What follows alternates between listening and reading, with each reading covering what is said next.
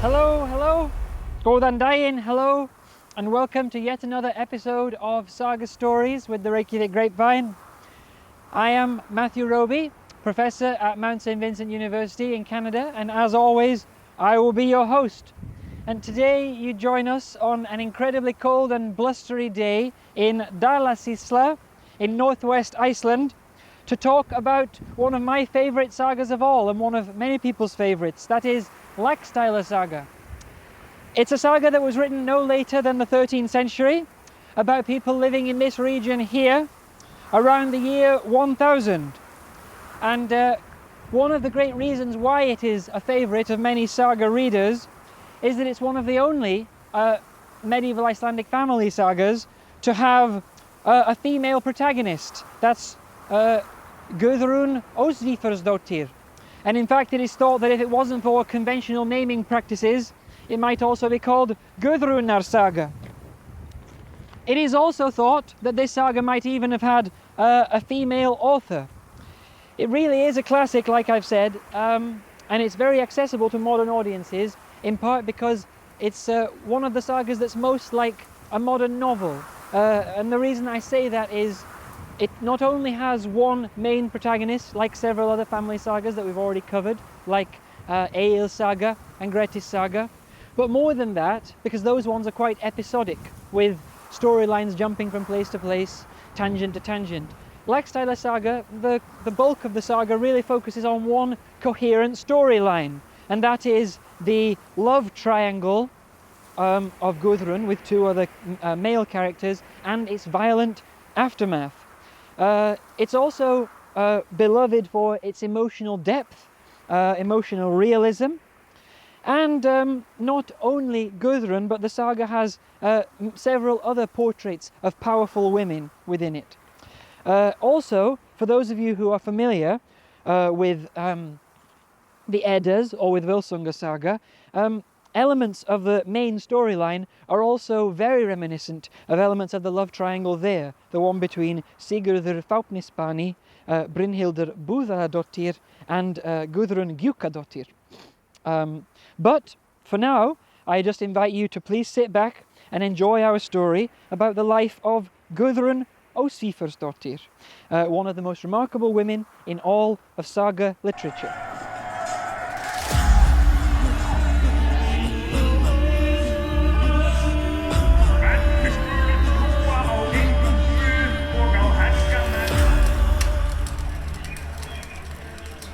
As soon as she is introduced, Gudrun is said to be the most beautiful and the most intelligent woman ever to have lived in Iceland. And while she is still a young girl, that is before she turns 15, she starts to have some very curious dreams.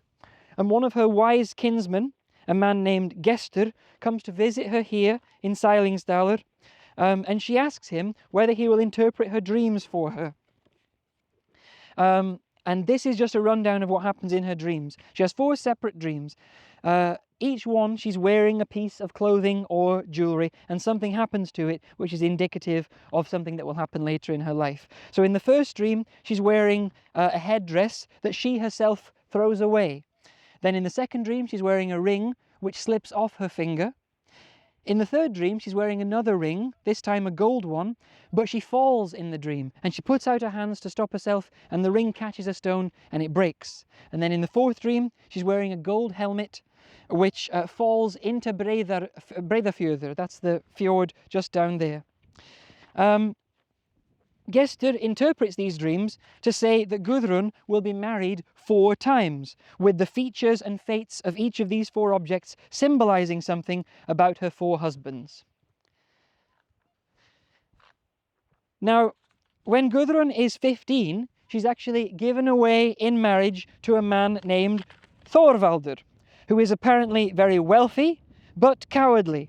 And it's very important to note that the saga explicitly states that the match was made without her consent. She did not want to marry this Thorvaldur. And it's very likely that she was married for economic reasons. As I said, although he was a coward, this Thorvaldur was a very wealthy man. And Gudrun's father, Ósvífur, got quite favourable financial terms in this marital arrangement, because Thorvaldur would be obliged to buy Gudrun any kind of expensive item that she wanted, and Gudrun would control their joint finances. And furthermore, however and whenever the marriage ended, Gudrun would take half of their shared property. Anyway, Gudrun therefore moves to the farm of this Thorvaldr, which is actually in the West Fjords, quite a bit north of here. And Thorvaldr quickly gets annoyed at all of the expensive things that Gudrun is making him buy. And one day it gets on his nerves so much that he slaps her. Now, those of you who remember our video from Njál Saga, not a very good sign. So he slaps her, and Gudrun immediately pretends not to be hurt. She just says that beautiful women should indeed have rosy cheeks, and so she thanks him for giving them to her. And she says that he's taught her a valuable lesson not to upset him in the future. But of course, she's not quite telling the truth. During her marriage, she has been friendly, possibly even romantically involved, with another man named Thorður. And he comes here, he comes to the farm where they live in the West Fjords on the evening of the slap to speak with Gudrun. And she tells him about it and asks Thorður how she might be able to get some kind of vengeance on him. And Thorður suggests that she make him a shirt with a low-cut neck, so much so that it reveals his nipples. The idea being that if she makes him such a shirt, and if he wears it, that would be grounds for divorce, because the fact that it shows his nipples means that he is unmanly. Gudrun does that, and the records from the laws of this time do not actually indicate that this would be grounds for divorce. They do suggest that cross-dressing is a crime, and it can be punished with lesser outlawry. But the actual laws from that time, that is around the year 1000, are not known from contemporaneous sources. They're actually only known from manuscripts from around the same time as the Saga manuscripts. So it's possible that the Saga could contain some nugget of truth in this as well. Anyway, she makes him this shirt with a low-cut neck and declares herself divorced from him. And she takes half of his property and moves back to her farm here at Laugar. Now, the following summer, Thorður is on his way to the Althing. That's at Thingvellir. If you want to learn more about that, we do already have a video about it. He's on his way to the Althing the following summer, and he stops at Laugar. That's the farm where Gudrun is living. And because Gudrun intends to go to the Althing as well, she decides to ride with him. And as they ride along south, Gudrun starts to ask Thorður about his wife, whose name is Auður. And she asks whether the rumours are true that Auður wears breeches with inset gores, that is, pants with a larger piece of cloth in the front to accommodate male genitalia. And she asks whether what he thinks about the fact that she's known as Broka Auður, breeches Auður. Now, at first, Thorður seems taken aback by this remark, saying he hasn't noticed that or heard any of those rumours. His reaction might even suggest that he's sort of bristling at the shame of the implications of his wife dressing like that. But later, when they are at the Althing, he seems to catch on to what her intention might have been. Whether or not the rumours are true, she seems to be offering Thorður an opportunity to divorce Auður of a similar type to the one that Gudrun used when she divorced Thorvaldr. Because, though he is the one who is supposedly well versed in the law, he asks Gudrun, okay, so if my wife Auður was known to be wearing these masculine pants and was known as Broka Auður, what would the consequences be? And Gudrun answers, well, a woman dressing like a man is exactly the same as a man dressing as a woman. It's grounds for divorce. So now, at this point, Thorður asks Gudrun whether she thinks he should divorce his wife right then and there at the Althing. And Gudrun speaks a proverb which basically translates as, only a fool waits at the back. So now Thorður has all the confirmation he needs. He thinks that if he divorces his wife, he will get to marry Gudrun. So that's exactly what he does. He goes down to the Law Rock and announces himself divorced from his wife Auður. He then divides his property with her and comes here to Laugar and asks for Gudrun's hand in marriage. Her father agrees, but it's more important that the saga states that Gudrun herself was enthusiastic about this match, which implies that it's going to be a very happy and very prosperous marriage.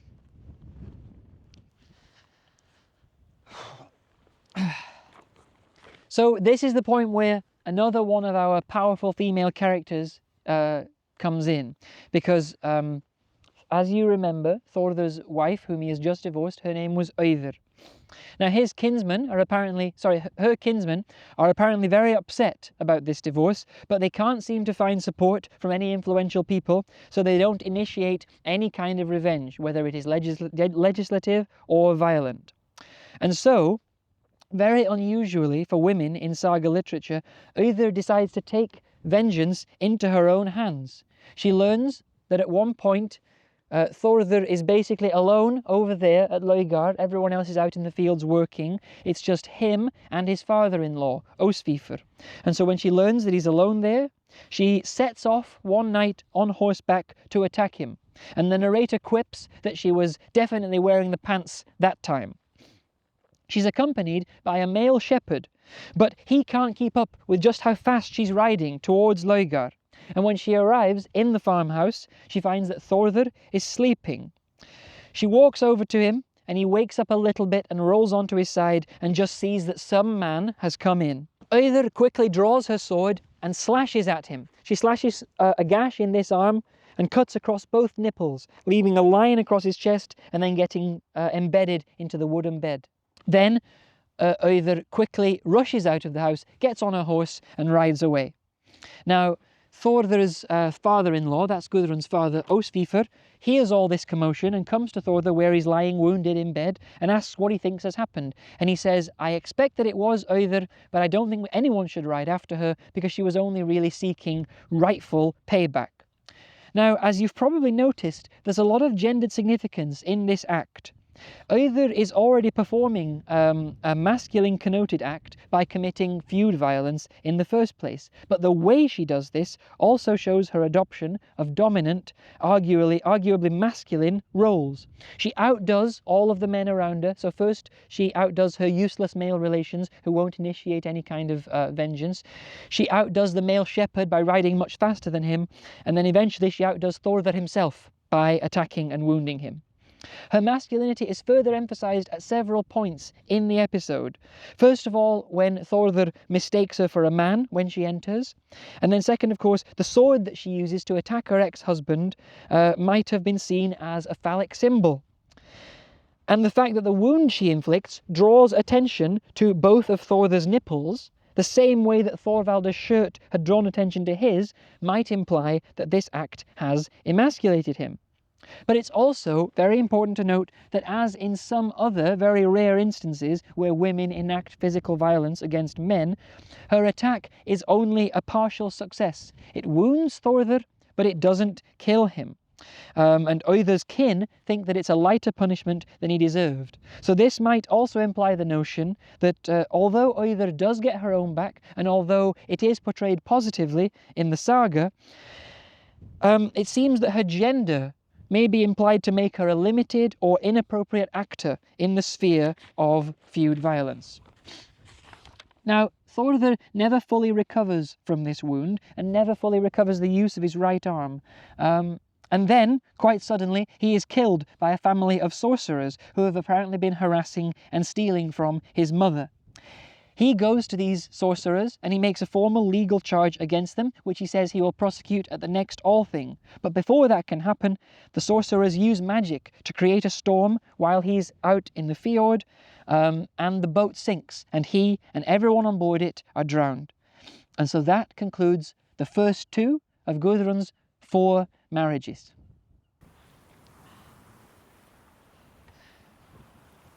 And so for our next segment, we've come down the valley slightly here to Laugar, which is the site of Gudrun's family farm. Now, there were always hot springs here at Laugar, hence the name. The singular would be laug, which just means a bath or a hot spring, and in modern Icelandic is used to mean a swimming pool. And in fact, the natural hot spring water is now used by the hotel here to fill several larger swimming pools just behind us. And it's while the two of them are bathing in these pools that Gudrun first meets Kjartan, who is one of the main male characters in the saga. Kjartan is said to be extremely beautiful, the most beautiful man ever to live in Iceland, but he's also extremely strong athletic, humble and generous, and accomplished in most things. Now there is also another man in the area at this time, and that's Bolli, Kjartan's best friend and foster brother, who grows up with Kjartan at Hjarðarholt, which is near modern-day Búðardalur, just about 15 kilometers to the south of here. And Bolli, as his best friend, accompanies Kjartan everywhere, including to the hot springs here at Laugar, which is where Kjartan first starts to socialize with Gudrun, lying in the hot water. Now, this is not the location of the original medieval hot pot. That is now lost, but the people at the hotel have made this reconstruction of something that evokes what the medieval pool might have looked like. And you know what? Let's give it a go.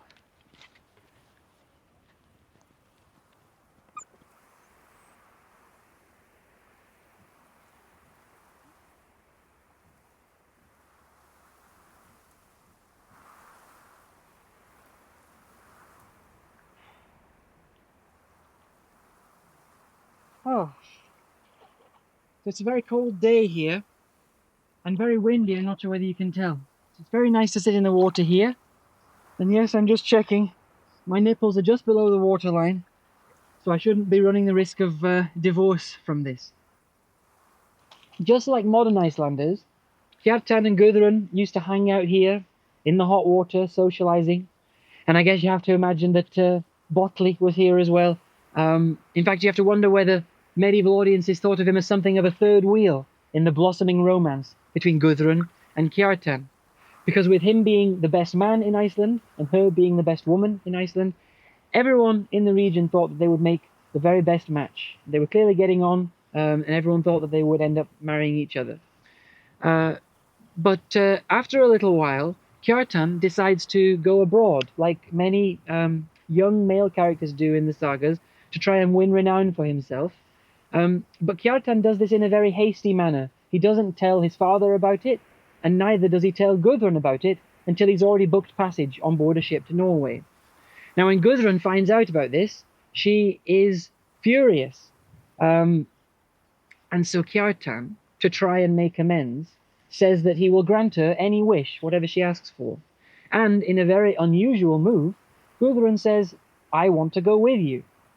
This is unusual because these journeys that saga characters usually take to Norway or a couple of other places abroad, they're intended to win renown, and then they come back to Iceland greater in stature. But it's almost always men who do this. So it's quite exceptional that Gudrun would ask to join Kjartan on this, what you could call a rite of passage kind of voyage. Kjartan refuses, so at this point he's already broken his word, but he says that he will endeavor to come back within 3 years. And Gudrun says, "I won't necessarily be waiting for you." And they leave, parting in disagreement and anger. And so Kjartan and Bolli, because Bolli of course goes everywhere with him, Kjartan and Bolli go to Norway, and once they have stayed there for 2 winters, Bolli plans to return back here to Iceland. Now at that time, Kjartan cannot come back. The king in Norway at the time is Ólafur Tryggvason, who is the king who was responsible for the Christianization of much of the Scandinavian world, including Iceland. And he is at the moment trying to engage in the Christianization of Iceland. And so he keeps several prominent members of Icelandic families in Norway as hostages. Now, they're not detained in the sense of hostages like they're in prison. They're treated as honored guests. But what he's doing is keeping several prominent people there to use as leverage to try and encourage the rest of the Icelanders to convert. And in his conversation with Kjartan before he leaves, Bolli says he understands that he's not allowed to go, but he also suspects that he doesn't want to go. He's having a lot of fun in Norway, and he thinks perhaps he's forgotten what kinds of things might please him in Iceland, especially because of how long he's been spending speaking with the king's sister, Ingibjörg. And when he says talking with her, this is quite a common Old Norse euphemism for a romantic affair. Now, Kjartan doesn't deny this, but he says, "Please don't share that with anybody when you go to Iceland, and send my regards to all of our kin and friends." So Bolli sets off and leaves Kjartan there, in Norway. Once Bolli returns to Iceland, he comes here to visit Gudrun himself. And of course, the first thing she wants to know about is Kjartan. Why is he not with Bolli? And Bolli says, well, he's going to remain in Norway for some time. And Gudrun asks why he has not returned, because he said he would return after 3 years, and this is now the 3rd year. And at that point, Bolli chooses to reveal this detail of the friendship that Kjartan has established with the king's sister. And he even adds that he thinks that the king may prefer it if Kjartan were to marry Ingibjörg in the end. Now, of course, this all may be technically true, but the fact that Bolli chooses to reveal it shows probably some kind of ulterior motive. Now, obviously, when Gudrun hears this news, she pretends that it's good news. She thinks, well, of course, Kjartan is so wonderful, he deserves only the best match. But when she says that, she's completely red in the face. And this is one of those examples of what I meant about the emotional depth and realism of the saga. Because you can just imagine how somebody would be feeling if she was hoping to marry this person and then learned that, in fact, he was still in Norway and maybe even planning to marry somebody, and indeed somebody more high status than herself. And so she's obviously just seething inside, but trying to present herself as if she were calm, as if she didn't mind, because she doesn't want to be seen as being weak, right? So Bolli's ulterior motive in sharing this is, of course, that he's interested in Gudrun himself. And this soon comes to light because Bolli, on one of his subsequent visits to Laugar, asks her how she would respond if he were to propose marriage to her. She immediately rebukes Bolli and says, I will not marry anyone else as long as I know that Kjartan is still alive. Bolli is a bit upset about this, of course, this refusal, and so before he leaves, he twists the knife a bit further and adds that surely if Kjartan had thought it was important enough, he could have sent a message back to her. Obviously he didn't. And again, technically the truth, although Bolli is just using it for his own cause at this point. So, having been refused by Gudrun herself, Bolli tries to circumvent her will by going and speaking to her father about it. That's Ósvífur. He makes a proposal to Gudrun's father, and initially he responds by saying Gudrun is a widow, and therefore it is her legal right to choose whether she marries you. But then when the matter is put to Gudrun, she maintains the same stance. She refuses to marry him. And at this, Ósvífur is very disappointed, because he sees that Bolli is a very promising man in the district, and he thinks that Gudrun would be foolish to refuse him. And so because her father pushes so hard, Gudrun finally relents and agrees to marry Bolli. But based on what we already know about the importance of bridal consent in this saga, the fact that Gudrun marries Bolli against her own wishes is obviously a bad sign. Now it says that they get married and Bolli moves in here at Laugar, but apparently Gudrun is not very affectionate to her new husband, and little do either of them know that Kjartan is about to return to Iceland.